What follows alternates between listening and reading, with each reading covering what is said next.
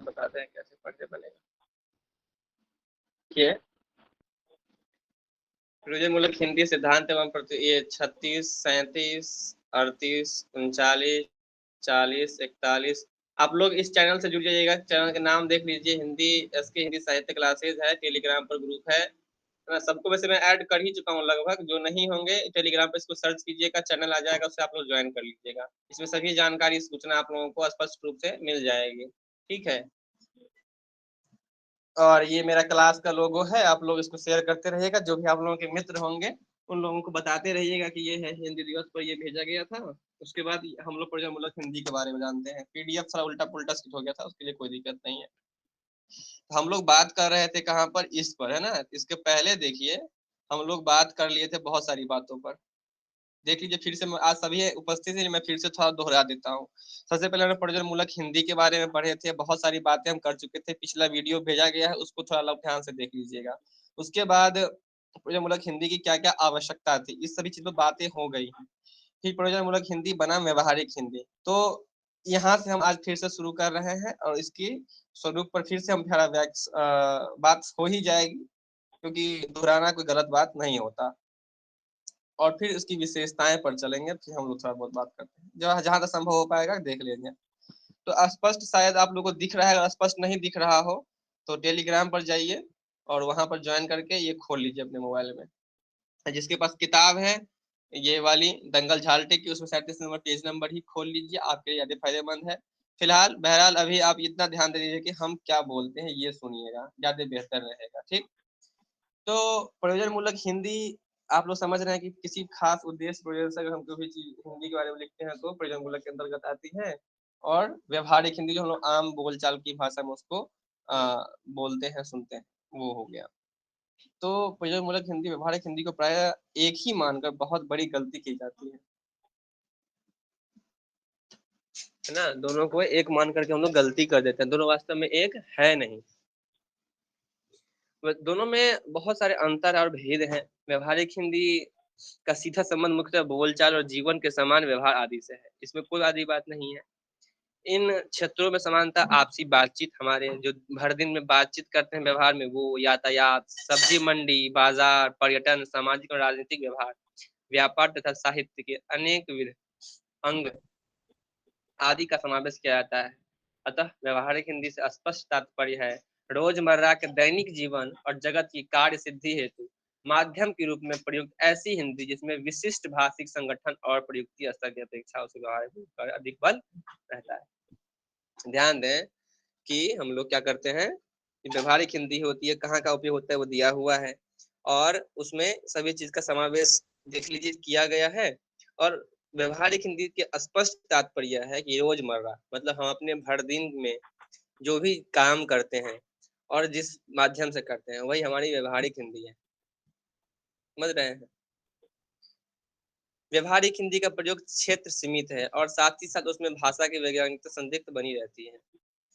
भाषा की वैज्ञानिकता बनी रहती है और उसका क्षेत्र भी सीमित है, वो बहुत व्यापक नहीं है।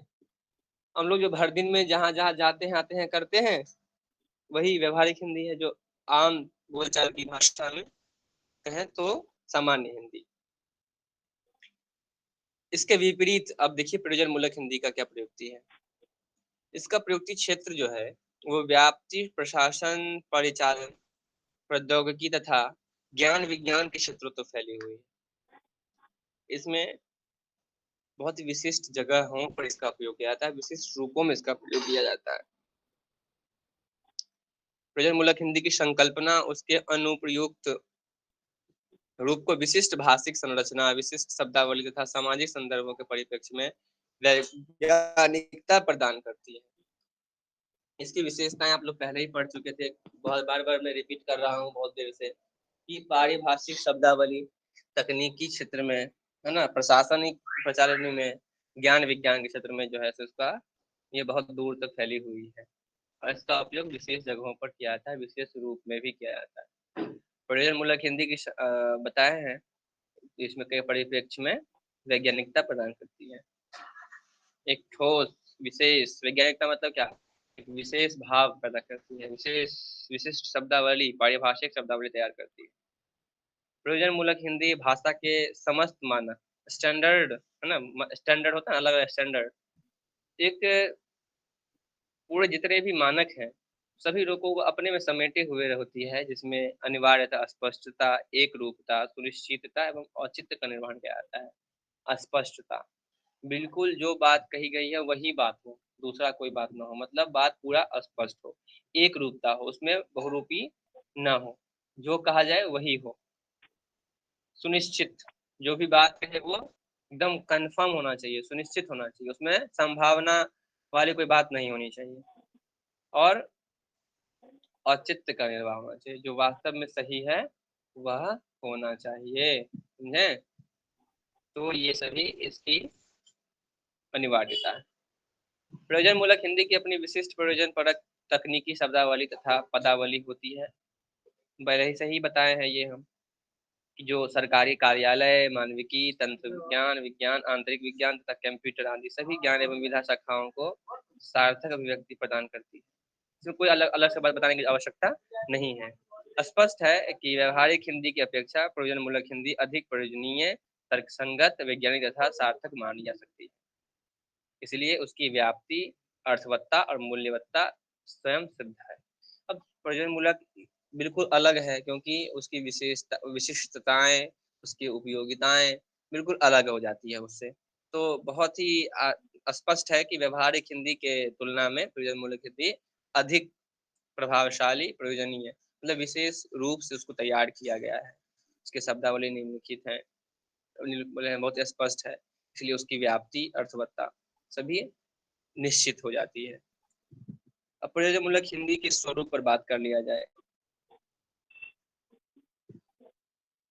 भाषा विज्ञान की महत्वपूर्ण शाखा अनुप्रयुक्त भाषा विज्ञान के अंतर्गत विकसित अत्याधुनिक बहुआयामी तथा बहुउपयोगी शाखा है प्रयोजन मूलक हिंदी। क्योंकि यह कब आई इसमें, जब क्या हुआ, राजभाषा के रूप में हिंदी को दर्जा प्राप्त हुआ 1949 में। उसके बाद प्रयोजन मूलक हिंदी का विस्तार हुआ। प्रयोजन मूलक विशेषण हिंदी भाषा के प्रायोगिक तथा व्यवहारिक पक्ष को अत्यधिक स्पष्ट करने के उद्देश्य से किया जाता है, अप्लाइड या फंक्शनल, इस दोनों के रूप में इसका अत्यधिक स्पष्ट करने के उद्देश्य से प्रयोजन मूलक हिंदी का उपयोग किया जाता है। क्योंकि परंपरागत साहित्य जो हमारा चल रहा है ना, और ज्ञान, विज्ञान एवं प्रशासन आदि के प्रयुक्त साहित्य में अंतर रखते हुए उनमें प्रयुक्ति के आधार पर जुड़े भाषा भेदों या भाषा रूपों को स्पष्टता अलग करना बहुत आवश्यक होता है। जब हम लोग सामान्य साहित्य पढ़ते हैं, है ना, और जो कार्यालयी व्यवस्था होती है, प्रशासनिक जो पत्र वगैरह होते हैं, इस दोनों के बीच में जो अंतर होता है उसे एक अलग दृष्टि से देखना आवश्यक हो जाता है, समझ रहे हैं। बिल्कुल, आप लोग वैसे भी समझते होंगे कि जो हम लोग पढ़ते हैं और जो हम लोग कंप्यूटर साइंस और टेक्नोलॉजी के क्षेत्र में देखते हैं, उसके उपयोग में और इसके उपयोग में बहुत ही भिन्नता है, समझ रहे हैं। अरे आप लोग कोई कविता पढ़ते होंगे, मान लीजिए प्रसाद निराला, किसी का भी नाम ले लीजिए, तो उसको समझने में पहले वाली जो भी कविताएं, पहले तो आधुनिक काल में गद्य का विकास हुआ, उससे पहले तो सारी कविताएं गद्य रूप में ही सारी रचनाएं मिलती थी, पद्य रूप में। तो वहाँ देखिए कि हमेशा बहुआयामी होते थे, बहुअर्थी होते थे हमेशा। तो उसके लिए क्या था कि हमें उस गूढ़ बातों को समझना होता था, जो छिपी हुई है, जो रहस्य में छिपा हुआ होता है। लेकिन यहाँ पर क्या है ना, कि अस्पष्टता होती है, एक रूपता ही होती है, इसमें बहुरूपता नहीं होती, उसका कोई स्थान नहीं होता। तो बिल्कुल आप दोनों इसके बीच में अंतर देख सकते हैं। और इसी साहित्य में अंतर रखते हुए उसकी प्रयुक्ति के आधार पर, उपयोग के हिसाब से जुड़े भाषा भेदों या भाषा रूपों को स्पष्टता अलग करना बहुत ही आवश्यक हो जाता है। विभिन्न ज्ञान विज्ञान के क्षेत्र में सरकारी प्रशासन, जनसंचार, जनसंचार मतलब किसी जनसमूह को अगर हम कुछ सूचना देना चाह रहे हैं उसके लिए, विधि, खेलकूद आदि के कार्य विधियों सूक्ष्म अर्थों का व्यापक स्तर पर अभिव्यक्त करने हेतु हिंदी भाषा की अंतर बाह्य वृत्तियों, प्रवृत्तियों, प्रयुक्तियों तथा प्रायोगिक स्तरों के आमूलाग्र परिवर्तन की युगीन आवश्यकता महसूस की गई, जिसके तहत हिंदी का नया भाषिक संरचना का रूप उभर कर सामने आया। आधुनिक भाषा जीवन, सरकारी प्रशासन, वाणिज्य और ज्ञान विज्ञान टेक्नोलॉजी के अनेक विध स्थितियों तथा आवश्यकताओं की प्रायोगिक प्रतिपूर्ति हेतु प्रयुक्त हिंदी भाषा के इसी प्रयुक्ति रूप को प्रयोजन मूलक हिंदी। ये छोड़ो, तो देखो समझ बस अंतर समझ लो थोड़ा बहुत, बहुत बारीकी से उस पर ध्यान देने की आवश्यकता नहीं है, परीक्षा में इतना बहुत नहीं लिखना पड़ेगा। इसलिए मोटे रूप में समझ लो प्रयोजनमूलक हिंदी क्या है, इसमें क्या क्या अंतर है, समझ गए। अब मैं इसको और उकेरना नहीं चाहता, इसको छोड़ को इस टॉपिक को ही समाप्त करने देते हैं। बस थोड़ा जो इसका सारांश निकलता है वो नीचे दिया हुआ है मोटे अक्षरों में, उसको थोड़ा आप ध्यान दे लीजिए।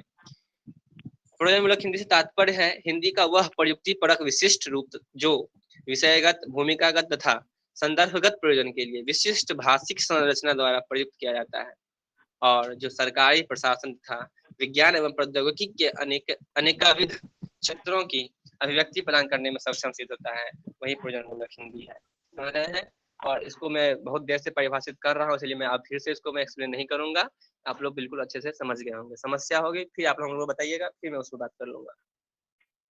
अब प्रयोजनमूलक हिंदी की विशेषताएं क्या क्या है ये देख लीजिए। तो प्रयोजनमूलक हिंदी की संरचना, संचेतना एवं संकल्पना के विश्लेषण में उसमें अंतर्निहित कुछ महत्वपूर्ण विशेषताएं उद्घाटित होकर सामने आती है, जिसमें प्रमुख है ये सभी जो है अ आ ह्रस्व दीर्घ। इसमें देखिए कि अनुप्रयुक्तता, वैज्ञानिकता, सामाजिकता और भाषिक विशिष्टता, ये सभी कुछ महत्वपूर्ण विशेषताएं हम लोगों के सामने आती है, उस पर हम लोग बात करेंगे। ये लिस्ट आप लोग को हम बोल दिए हैं, आप लोग ये लिस्ट जो है अपना तैयार कर लीजिएगा। इसके बाद हम लोग सीधे देखिए ये जो 40 नंबर पेज है, उसको 41 में चार्ट दे दिया गया है और उसको फिर 42 में कंटिन्यू किया गया है, समझ रहे हैं। तो ये विशेषता है अनुप्रयुक्तता। वह अनुप्रयुक्तता क्या है, इस पर थोड़ी सी बात कर ली जाए। अनुप्रयुक्तता को कहते हैं प्रयोजनीयता।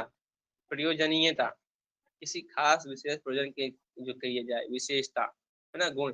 प्रयोजनमूलक हिंदी का सबसे बड़ा गुण या विशेषता है उसके उसकी प्रयोजनीयता। जो प्रयोजनमूलक को प्रयोजनमूलक बनाता है ना, वो क्रिया क्या हो गया, प्रयोजनीयता। जीवन के भिन्न भिन्न क्षेत्रों में हिंदी का विशिष्ट रूप विशिष्ट प्रयोजन के अनुसार अनुप्रयुक्त होता है। अलग अलग क्षेत्र कौन कौन सा है बहुत बार बताए हैं, उसमें अलग अलग उपयोग है, और विशिष्ट प्रयोजन के अनुसार जो है उसको उसके उपयोग के हिसाब से जैसी आवश्यकता होती है उस हिसाब से उसका उपयोग किया जाता है। विश्व भर में बहुत सारी भाषाएं ऐसी हैं जिनका अस्तित्व व्यवहार तथा साहित्य के क्षेत्र से ही बना हुआ है। एक मिनट कुछ, एक मिनट याद आ गया इसमें। तो अनुप्रयुक्तता हम लोग पढ़ रहे हैं, जिसको हम लोग प्रयोजनीयता कहते हैं, जो उसकी विशेषता होती है, ठीक है ना। प्रयोजनमूलक हिंदी का सबसे बड़ा विशेषता जो होती है उसे हम लोग प्रयोजनीयता कहते हैं। अनुप्रयुक्तता को ही हम प्रयोजनीयता कहते हैं, दोनों शब्द का अर्थ एक ही है, इसलिए घबराने की बात नहीं। जीवन के अलग अलग क्षेत्र में जो भी विशिष्ट उपयोग होते हैं प्रयोग के हिसाब से, उसे हम लोग प्रयोजनीयता के अंतर्गत रखते हैं। विश्व भर में बहुत सारी ऐसी भाषाएं हैं जिसका अस्तित्व व्यवहार तथा साहित्य के क्षेत्र से ही बना हुआ है, नहीं तो वह मिट जाती। प्रशासन, प्रचालन तथा विज्ञान प्रौद्योगिकी क्षेत्रों को अभिव्यक्त करने की उनकी क्षमता उचित मात्रा में विकसित नहीं हो पाती है। स्वाभाविक सी बात है, अगर साहित्य उसका नहीं होता तो मिट जाता, क्योंकि उस भाषा में वैज्ञानिक तौर पर उसका उपयोग नहीं होता है, प्रशासनिक उसका उपयोग नहीं होता है। जैसे मान लीजिए उदाहरण अपने तरफ का मान लीजिए कि मगही है, भोजपुरी है, मैथिली है, तो उस सब का अपना साहित्य अगर नहीं रहे तो वो सब मिट जाएगा ना, उसका कहीं उपयोग नहीं होता है, बस वो बोलचाल में रह जाएगी, वो पन्ने पर नहीं रहेगी। समझ रहे हैं। पन्ने पर इसीलिए क्योंकि उसकी साहित्यिक रचनाएं हो रही है, व्यवहारिक रूप में है, साहित्यिक रूप में बना हुआ है, लेकिन प्रयोजन मूलक रूप में नहीं है, तो उचित मात्रा में विकसित नहीं हो पाती। अर्थात कह सकते हैं कि उन भाषाओं का अनुप्रयुक्त पक्ष अत्यधिक कमजोर होता है ना। उपयोग की जो बात होती, जहां तक उपयोग करने की दृष्टि होती, तो वो बहुत कम होता, उसको हम लोग बहुत नकार देते हैं, लेकिन ऐसा नहीं होता है। ऐसी भाषाओं के नवीकरण तथा आधुनिकीकरण की प्रक्रिया कालांतर में लगभग समाप्त सी हो जाती है।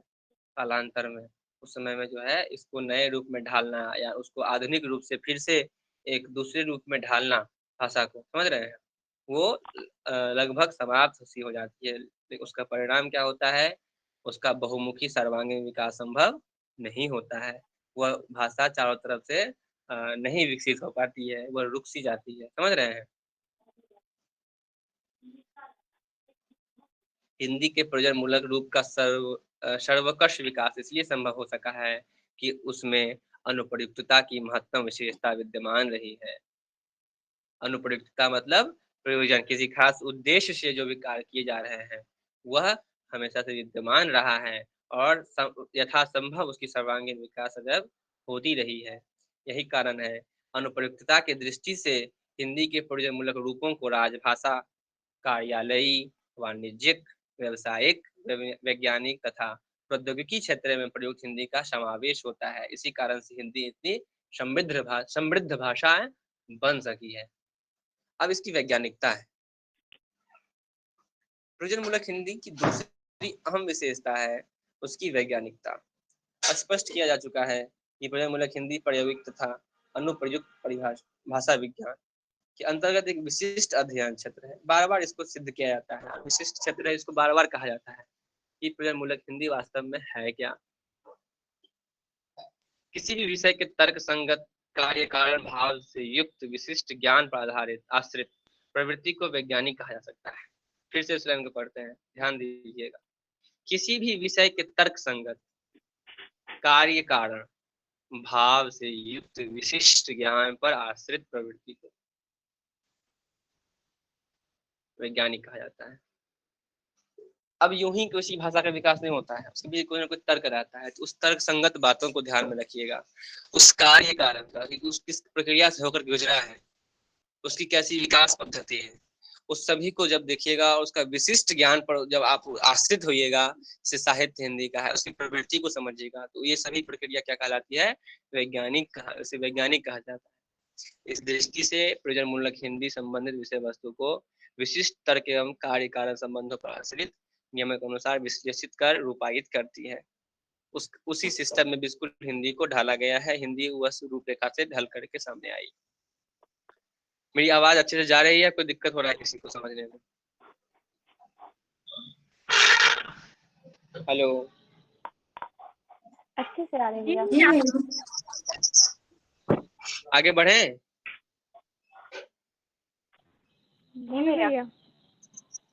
ठीक ठीक। हमें लगा कि सो गए, आप लोग जगे हुए हैं, इसलिए बीच में रुक गए हम। है ना? तो प्रयोजन मूलक हिंदी की अध्ययन तथा विश्लेषण की प्रक्रिया विज्ञान की विश्लेषण एवं अध्ययन प्रक्रिया से भी अत्यधिक निकटता रखती है। अब विज्ञान मतलब क्या? विशेष ज्ञान। विज्ञान उसे कहते हैं जो विशेष रूप में ज्ञान अर्जन किया जा सके, वही विज्ञान है। तो हिंदी जो है उसके बहुत करीब रहती है, हमेशा, है ना, निकट रहती है और उससे हमेशा नजदीकी बनाए रखती है। हमेशा कुछ ना कुछ नया विशेष खोजने की कोशिश करती है। प्रयोजन मूलक हिंदी का मुख्य आधार पारिभाषिक शब्दावली और तकनीकी प्रवृत्ति है ना। किसी भी चीज को अच्छे से व्याख्यायित करने की क्षमता हिंदी में है। पारिभाषिक उसका परिभाषा देता है और उसे विश्लेषित करता है, अलग अलग खंडों टुकड़ों में बांट करके उसकी बातों को रखता है। यह प्रवृत्ति तकनीकी प्रवृत्ति है जिन्हें विज्ञान के नियम के अनुसार सार्वकालिक तथा सार्वभौमिक कहा जा सकता है। सार्वकालिक अर्थात सभी समय में और सभी जगह पर इसका उपयोग हम लोग विज्ञान के नियमों के अनुसार कर सकते हैं। इसी के साथ साथ प्रयोजन मूलक हिंदी के सिद्धांतों एवं प्रयुक्ति में कार्य कारण भाव की नियतता भी दृष्टिगत होती है, जिसे किसी भी विज्ञान का सबसे प्रमुख आधार माना जाता है। विज्ञान की भाषा तथा शब्दावली के अनुसार ही प्रयोजन मूलक हिंदी की भाषा तथा शब्दावली में स्पष्टता, तटस्थता, विषय निष्ठता तथा तर्क संगतता विद्यमान। ये सब किसके कारण है? शब्दावली के अनुसार तथा शब्दावली में अस्पष्टता। ये सभी जो है विद्वान किसके अनुसार है? विज्ञान की भाषा के अनुसार। समझ रहे हैं? विज्ञान की जो भाषा है, विशेष ज्ञान जो हम लोग कहते हैं, उसका जो उपयोग किया जा रहा था और फिर उसके शब्दावली के अनुसार, ये सभी जो है विशेषताएं भाषा की यहाँ पर आती है। ठीक है। स्पष्ट है कि प्रयोजन मूलक हिंदी अपनी अंतर्वृत्ति, प्रवृत्ति, प्रयुक्ति, भाषिक संरचना और विषय विश्लेषण आदि सभी स्तरों पर वैज्ञानिकता से युक्त है। सभी स्तरों पर, चाहे उसकी भीतरी बात हो, उसकी प्रवृत्ति हो, उसके स्वरूप हो, भाषिक दृष्टिकोण से उसकी संरचना हो, अंतर्वस्तु हो, उसकी जो भी विषय विश्लेषण हो, सभी स्तरों पर वैज्ञानिकता से वह युक्त है। संभव है कि ये दोनों टॉपिक आप लोगों को अच्छे से समझ में आ गया होगा। इसका तीसरा टॉपिक है, मतलब तीसरी विशेषता है सामाजिकता। अब समाज में ये कैसे अब काम करता है ये थोड़ा देख लीजिए, है ना। सामाजिकता हिंदी के प्रयोजन मूलतः सामाजिक गुण या विशेषता है। मूलतः सामाजिक गुण है या सामाजिक विशेषता है। कौन? प्रयोजन मूलक हिंदी या प्रयोजन मूलकता। सामाजिकता का संबंध मानविकी से है, मानव सभ्यता से। समझ रहे हैं ना। समाज समझते ही हैं आप लोग, और सामाजिकता मतलब उसमें घटने वाली जो भी भावनाएं होती हैं वो सामाजिकता। अतः प्रकारांतर से प्रयोजन मूलक हिंदी का अभिन्न संबंध मानविकी से माना सकता है। मतलब प्रयोजन मूलक हिंदी का हम उस सामाजिकता से मान सकते हैं बिल्कुल, और उस मानविकी से मतलब मानविकी मतलब मानव से जुड़ी हुई बातें, समाज से जुड़ी हुई बातें। प्रयोजन मूलक हिंदी के निर्माण में परिचालन का संबंध समाज तथा उसके जुड़ी विभिन्न ज्ञान शाखाओं से है। सामाजिक परिस्थिति, सामाजिक भूमिका तथा सामाजिक स्तर से के अनुरूप प्रयोजन मूलक हिंदी के प्रयुक्ति स्तर तथा भाषा रूप प्रयोग में आते हैं। अब सामाजिक स्थिति, सामाजिक भूमिका तथा सामाजिक स्तर के अनुरूप, है ना, किस प्रकार की परिस्थिति है, उसकी क्या भूमिका देना है, ठीक है, और फिर उसको किस प्रकार से उसकी भाषा का उपयोग होता है। अनुरूप, सामाजिक स्तर के अनुरूप प्रयोजन मूलक हिंदी जो है विभिन्न आयामों पर खड़ी उतरती है। इतना ही नहीं, सामाजिक विज्ञान की तरह प्रयोजन मूलक हिंदी में अंतर्निहित सिद्धांत और प्रयुक्ति ज्ञान मनुष्य के सामाजिक प्रयुक्ति पर क्रियाकलापों का कार्य कारण संबंध से तर्कनिष्ठ अध्ययन एवं विश्लेषण किया जाता है। अब ध्यान देंगे, हम लोग जो अपने जीवन में जो भी भाषाओं का प्रयोग करते हैं, है ना, सामाजिक विज्ञान की तरह। सामाजिक विज्ञान मतलब जो समाज में जो भी बातें होती हैं, उसमें जो विशेष बातें होती है वह प्रयोजन मूलक हिंदी में अंतर्निहित सिद्धांत होते हैं। और उसमें प्रयुक्त ज्ञान, जो उसमें जो भी बातें उपलब्ध हैं, वो मनुष्य के सामाजिक प्रयुक्ति परक क्रियाकलाप, समाज में जो भी क्रियाकलापें अच्छे तरीके से चलती है, या उसका जो कार्य है, जो उसके मतलब दिनचर्या समझ ले, या जो काम करने का जो तरीका है उसको समझ ले, उससे जो भी बातें जुड़ी होती है उसे तर्कनिष्ठ अध्ययन करते हैं ना। कोई भी बात यूं ही हम कैसे कर लेते हैं, यूं ही कैसे मान लेते हैं। आप लोग जब ध्यान दिए होंगे, जब आप लोग सीनियर क्लास में गए होंगे, तो आपके मन में कोई ना कोई तर्क विशेष बातें होती है, उस सभी को दूर करने का काम कौन करता है? प्रयोजन मूलक हिंदी, क्योंकि ये परिभाषा देती है, उस चीज को समझाती है अच्छे से। समझ रहे हैं बात? इसलिए ये सभी बातों को समझना आवश्यक। अतः प्रयोजन मूलक हिंदी में सामाजिकता के तत्व एवं विशिष्टता अनिवार्यतः विद्यमान देखे जा सकते हैं। बिल्कुल स्पष्ट सी बात है, बता ही दिए हैं कि सामाजिकता, समाज में भी इसका प्रयोग बहुत अच्छे रूप से प्रयोजन मूलक हिंदी का होता है। इसकी विशेषताएं हैं सामाजिकता, समाज में ही मानव रहते हैं और मानव की जो भावनाएं हैं, मानव की, वहीं से यह उपजती है, और उसकी वह चलती रहती है। और विशेष ज्ञान सभी जगह मिलता है, समाज में भी मिलता है, मानविकी में भी मिलता है, तो वह सब जगह अनिवार्यता विद्यमान देखे जा सकते हैं। अब भाषिक विशिष्टता, भाषिक मतलब भाषा के रूप में किस प्रकार से यह विशेष, यह एक विशेषता है। भाषिक विशिष्टता क्या है? एक विशेषता है जो प्रयोजन मूलक हिंदी की स्वतंत्र सत्ता और महत्ता को रूपायित कर उसे सामान्य या साहित्यिक हिंदी से अलग करती है। कोई दिक्कत नहीं, इसको समझने में नहीं होगा ना। यह वह विशेषता है, भाषिक विशेषता, जो प्रयोजन मूलक हिंदी की स्वतंत्र सत्ता और महत्ता को, है ना, प्रयोजन मूलक हिंदी जो है वो एक अलग धारा है, और इसकी जो महत्व है उसे यह दिखाता है, प्रदर्शित करता है, और उसे सामान्य या साहित्यिक हिंदी से अलग कर देता है।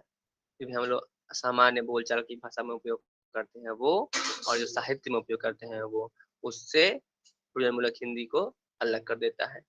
क्या अलग करता है? उसकी जो महत्वपूर्ण बातें हैं, उसकी स्वतंत्र सत्ता है, मतलब वह स्वतंत्र है, उसका उपयोग कहीं भी किया जा सकता है, वह साहित्यिक और सामान्य बातों से अलग कर दी जाती है उसे। अपनी शब्द ग्रहण करने की अद्भुत शक्ति के कारण प्रयोजन मूलक हिंदी ने अनेक भारतीय तथा पश्चिमी भाषाओं के शब्द भंडार को आवश्यकता अनुसार ग्रहण कर अपनी शब्द संपदा को वृद्धिगत किया है।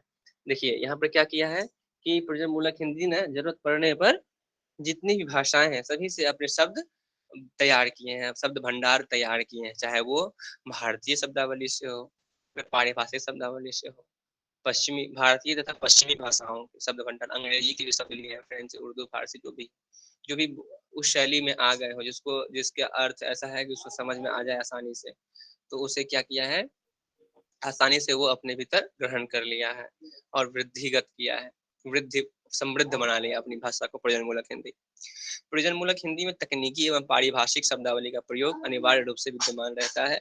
बार बार इस बात का प्रयोग आता है, तकनीकी, प्रौद्योगिकी, पारिभाषिक शब्दावली, है ना, कानूनी वाली बात, इसलिए सामान्य रूप से आता है। इस चीज पर मतलब ध्यान बनाए रखिएगा इस सब शब्द पर। इस सबको अलग से आप लोगों को प्रश्न में भी पूछा जाएगा, सबका प्रश्न आएगा, उस सबका कहाँ से कैसे क्या लिखना है, सब पर बात होगी। परीक्षा के दृष्टिकोण से हम सब कुछ अलग से बताएंगे, बस ये प्रयोगमूलक हिंदी को समझने के लिए हम बता रहे हैं।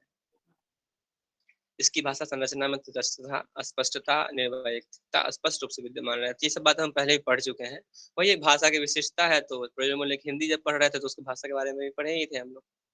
इसी प्रकार प्रयोजनमूलक हिंदी में जो भाषिक विशिष्टता तथा विशिष्ट रचना धर्मिता दृष्टिगत होती है, वह बोलचाल की हिंदी तथा साहित्यिक हिंदी में दिखाई नहीं देता। यही उसकी विशेषता है कि जो प्रयोजनमूलक हिंदी में जिसका प्रयोग हम लोग करते हैं, जो रचना करते हैं, प्रयोजनमूलक हिंदी में जो शब्द का विशिष्ट शब्दों का जो उपयोग करते हैं, वह बोलचाल और हिंदी में, साहित्यिक हिंदी में भी नहीं देखने को मिलता है। वो बिल्कुल हम लोगों से अलग है, यह उसकी खास विशेषता है। अब इसके विविध रूप हैं, तो कहें तो इस पर बात की जाए, नहीं तो इसको आगे के लिए रोक दिया जाए। आगे फिर हम लोग बात इस पर कर सकते हैं, एक क्लास लेंगे तो ये खत्म हो जाएगा, ये चैप्टर, चैप्टर बाय चैप्टर हम पढ़ाएंगे, तो एक दिन और कर लेंगे तो ये टॉपिक खत्म हो जाएगा। फिर आगे कुछ दूसरी बातें जब उठेंगी, इसी पेपर तो यही पढ़ाएंगे, अभी प्रयोजनमूलक हिंदी ही है अधिकतर, लेकिन तत्कालीन आज यहाँ पर इस बिंदु को यहीं पर स्थगित किया जाता है। मन में कुछ आकांक्षाएं, महत्वाकांक्षाएं हो, इच्छाएं हो तो पूछिए, कोई प्रश्न हो तो पूछिए, और किसी प्रश्न को लेकर कोई विवाद हो, मन में कोई द्वंद्व चल रहा हो तो वह आप पूछ सकते हैं, या फिर कोई उपन्यास पढ़ रहे हो उसमें कोई दिक्कत कहीं आया हो तो वह आप बात चर्चा कर सकते हैं। ठीक है।